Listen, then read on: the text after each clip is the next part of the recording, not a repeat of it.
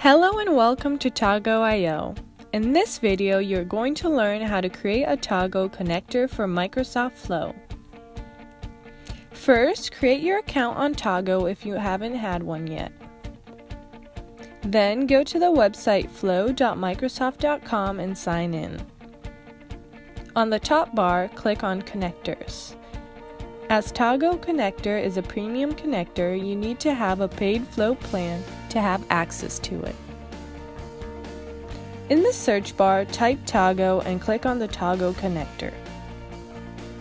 In this page, click on the option when a condition is matched. Now create a name for your connector, type your Tago email, then your password, and click on the Create and Done. Now you have a Tago connector on your Microsoft Flow account. For more tutorials, go to our website. Thank you for watching.